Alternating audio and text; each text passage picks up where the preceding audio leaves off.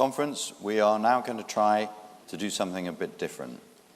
Greg Clark, the Secretary of State for Business, Energy, Industry Strategy, is currently at the Manufacturing Technology Centre in Coventry. We are now going to join him via satellite link.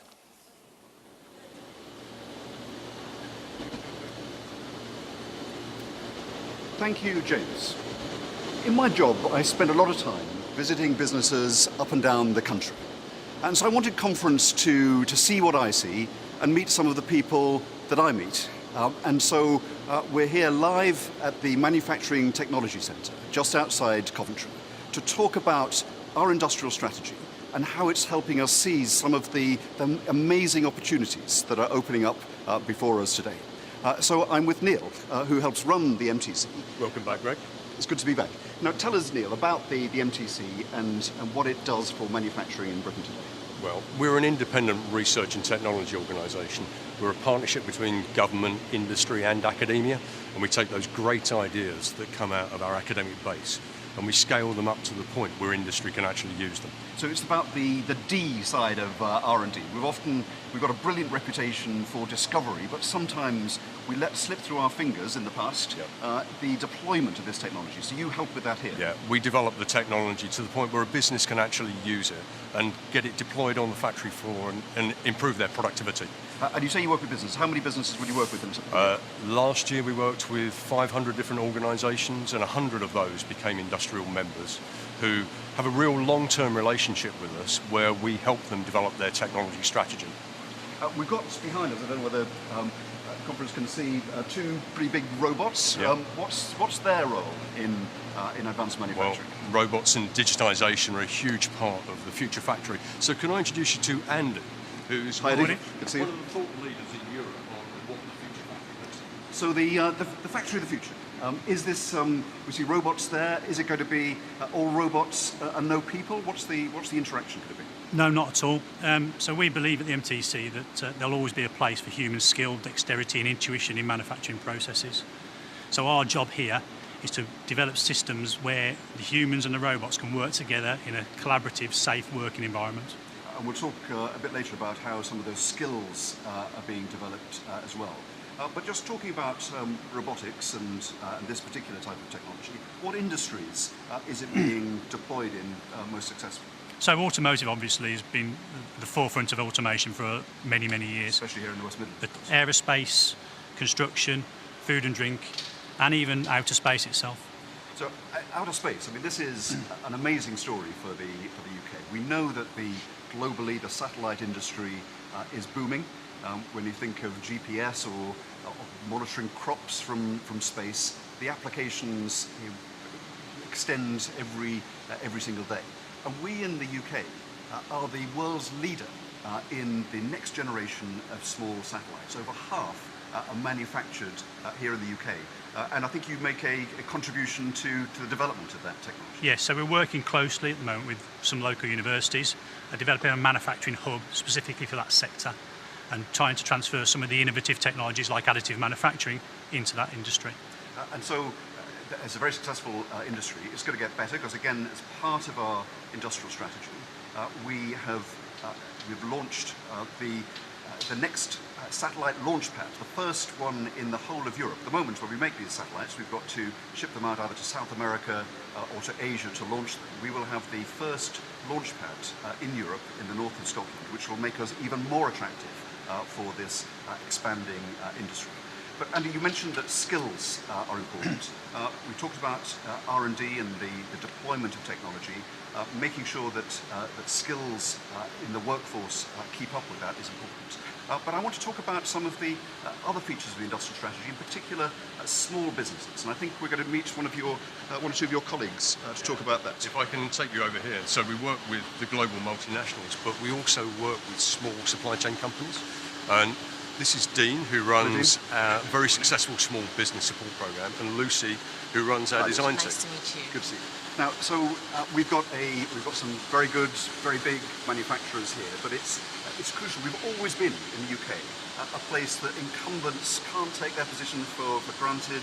We have insurgents. We have businesses that are challenging them. So how can you help some of those household names of the future? Well, here at the MTC, we're an open collaboration centre. Last year we had over 35 visitors. A lot of those were SMEs, but we're really proud of having the members, the core big corporate members, because they set the challenges for strategy and for the technical problems for the future. So, but we around those companies, it really is how the SME and the supply chain delivers into those for the future, and they are the ones that need to adopt these technologies for the future to be competitive on a global scale. And we do that here because we have a dedicated team of manufacturing engineers who firstly go out to the SMEs, they assess the SME, talk to them about what the technologies are coming into the market for the future, and then we bring them here to actually see, test, feel and trial out these new technologies, then hold their hand to implement them back into their own production processes. So they're SMEs, but also I think it's startups, it's people that have an idea, but perhaps not a company yet to develop it, and that is something that you specialise in as well. Absolutely. Well, a couple of months ago, the Chancellor opened here our new product incubation centre, and in that centre we bring new startups in for the first couple of years of their life to be able to help them design their new products and manufacture their new products. And for that, we need our excellent engineers here, and Lucy heads up part of our design team who helps us bring those products to market.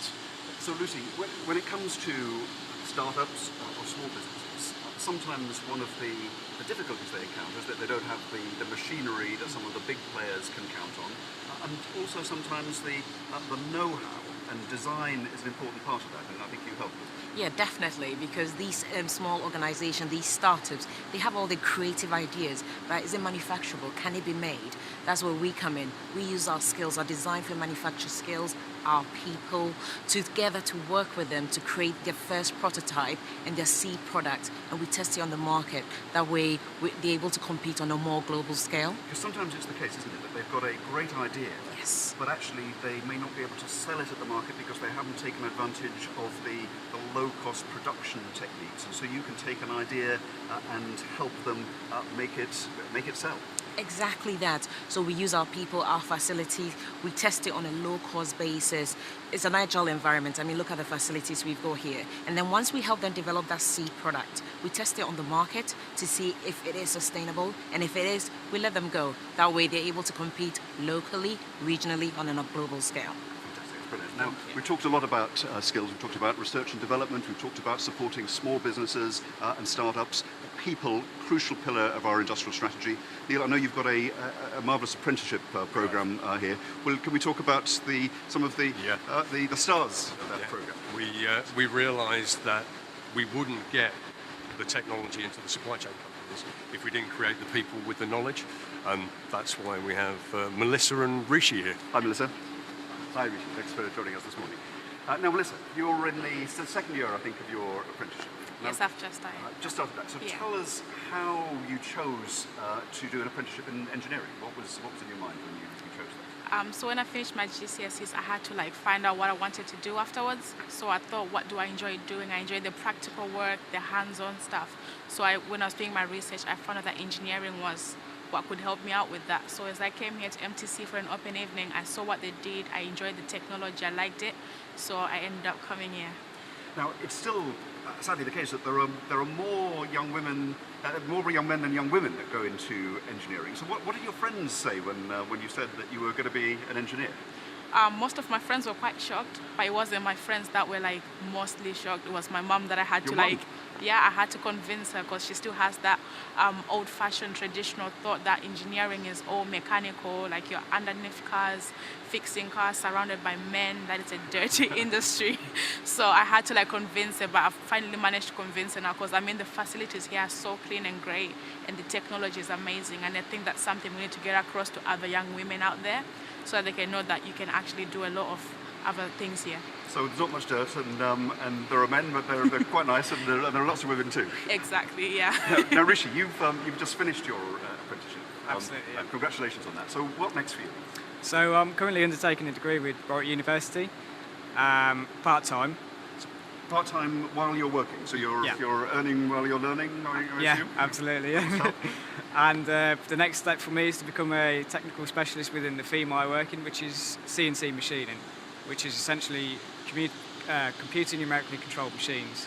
which is a form of subtractive manufacture. So it's directing the machine to cut away materials. Absolutely, yeah. Via Yeah. and that's one major technology. How does that take its position against additive manufacturing, laser printing, and the creation of new products through printed parts? So Greg, we've realised here that we need the sort of skills that Rishi has to then convert into the engineers of the future for additive manufacturing. So additive will take a very strong position in the future manufacturing landscape, but we know that we need the CNC machining skills to then go into that additive manufacturing supply chain. So you do both? We do both, and we're developing those training courses now to convert people from one to the other. Well, great to meet you both, and good luck for the next stages of your careers. It's great to meet you. Now, we've talked about research and development, we've talked about helping small businesses, we've met some fantastic young people who are being trained in the skills of the future. Another important pillar of our industrial strategy is the importance of place. And of course, in the West Midlands, the place where the first industrial revolution was forged, they know all about that. And I've had the privilege of working very closely with our mayor of the West Midlands, Andy Street, and he's about to launch the West Midlands Industrial Strategy, which is part of our overall industrial strategy, and he's here with me today to say a bit about what it contains. Good morning, Greg. Great to be here. So tell us, what are the key features of the West Midlands Industrial Strategy? So the great thing about the industrial strategy is it allows every area of the country to really concentrate on what we are each good at. So we can compete not with one another, but internationally. So for the West Midlands, of course, we lead with our advanced manufacturing sector. We're famous, of course, for car manufacturers, but also for aerospace sector, but it's not just about manufacturing in the West Midlands. So we've got great businesses as well in the professional services sector, creative businesses, and some parts of life sciences. So we're getting behind all of those. One of the things that we've, I think, both recognise is having a plan, having a long-term plan, while it's there for the long term, can have short-term benefits, and we had some good news on that just a couple of weeks ago. We did, and it's an interesting case where the government can begin something off in a sort of catalytic way, then private business responds to that. So nearly 12 months ago now, Coventry was successful in the competition to be the centre of the UK Battery Institute, and what that's going to be is really about electric vehicle production. So the government put its cash down, but just a couple of weeks ago, as you say, we heard that a combination of Unipart and Williams, great private sector companies, said they'd be investing in their own manufacturing as well. So it begins that cluster, that idea of a new industry being based here. Well, it was a great announcement. We've got more to come on that, and of course, not just in automotive. On the back of the life sciences part of the industrial strategy, we had a major commitment from the global life sciences company MSD to invest for the future on the basis of that strategy. It's great to have you here today, Andy. Thank you. Outside Coventry. It's been fantastic to see everything come to life here on the shop floor. We'll have lots of discussions about Brexit this week.